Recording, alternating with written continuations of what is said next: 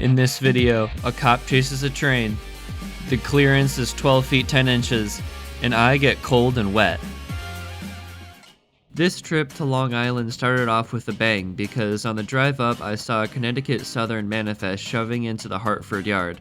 I'm not 100% sure this is Connecticut Southern, it could be New England Central or Providence and Worcester, but according to my 5 minutes of Googling, it's Connecticut Southern.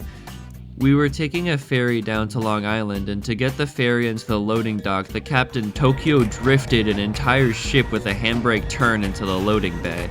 The parking lot where people wait to get on these ferries is right next to the Northeast Corridor, so while waiting to get on the boat, I saw a few Acellas, a CT Rail, and 2 Metro North MA train sets, with one of them being from the ship itself.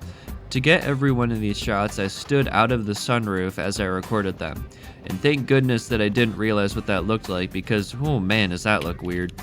I got dropped off right in the middle of St. James, New York, which is where I'd be doing all my railfanning. I quickly saw Long Island Railroad stop at the station and continue east. That day was really cold and rainy, which will become more important later on.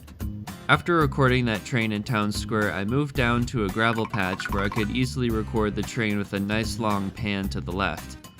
For just a second, I zoomed out too far on my phone camera and went into 0.5x zoom, which uses a different camera and messes up the video by making it blurrier.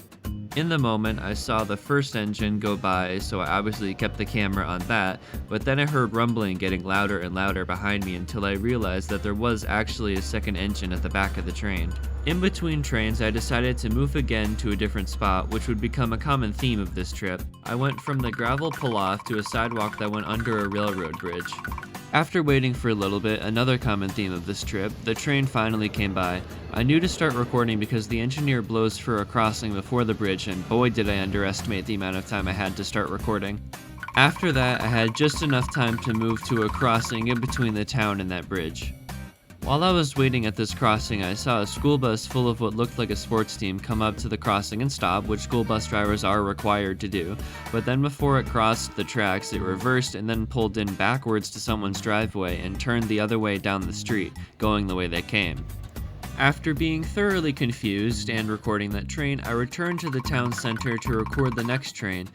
I wasn't happy about recording from a spot that I had recorded from before since I was trying to record each train from a different spot, but I just didn't have enough time to get all the way to the spot I wanted to record at next. Those last 2 trains were too close together. But thankfully the next train was coming in 2 hours, so I had plenty of time to move from the town all the way over to a crossing that is next to a curve where I wanted to record trains coming around the curve. After memorizing the way from Google Maps, I started my hike from the town center all the way to a crossing that was almost a mile away. I mentioned that this day was rainy, and this is when it really started to hit me.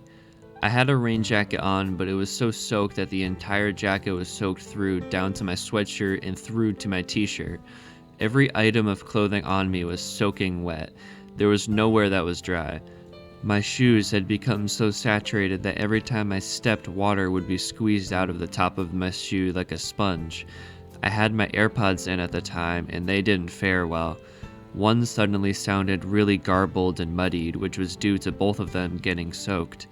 Those AirPods only lasted another month before I had to replace them. When I got to the crossing, that train was coming in an hour and a half, so for 90 minutes I stood on a sidewalk in the pouring rain alone and freezing. I couldn't feel my fingers or toes. My feet were killing me. I was bored out of my mind. I started rethinking if I would ever do this again. I got many funny looks from the people driving past me. I couldn't stand anymore, so I sat on the sidewalk for a bit, which only made my butt more wet. I was starving and thirsty. The last time I'd eaten something was 6 hours ago in the hotel room. I just wanted to be dry and warm, and I was questioning why I was making myself suffer this much for just a video of a train. And then the crossing lights went off and the wait was over. Even after all the suffering I went through to get this shot, I still love it because it's the most pain I've been through for one singular train video. Also, it's probably the coolest shot of the day because I love the way you can see the train appear around the corner.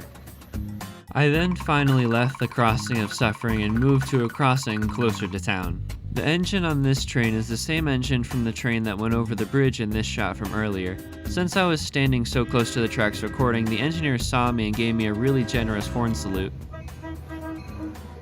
I bet the engineer felt bad that I must have been really wet, so he wanted to make my day a little bit better, but I can only imagine.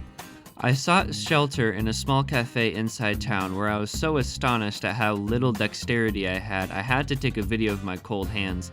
This is me opening and closing my hand as fast as I could, and also me failing to pick up my glasses because my hands were so cold I couldn't feel the muscles moving inside them and had so little control over what they were doing. Also, this is my glasses with a lot of water on them.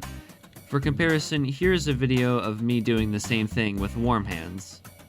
While changing in the back of the car, another train came by, so I just recorded out the back window. I changed into some nice cozy pajamas and rode home with a blanket over me.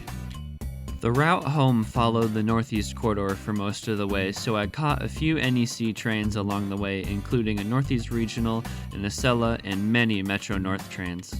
Ignoring that terrible stabilization job, this trip was really fun even after getting drenched. It's my only time seeing Long Island Railroad so far, and I love all the different shots. Now if you'll excuse me, I have a flight to catch. Thank you for watching and have an excellent day.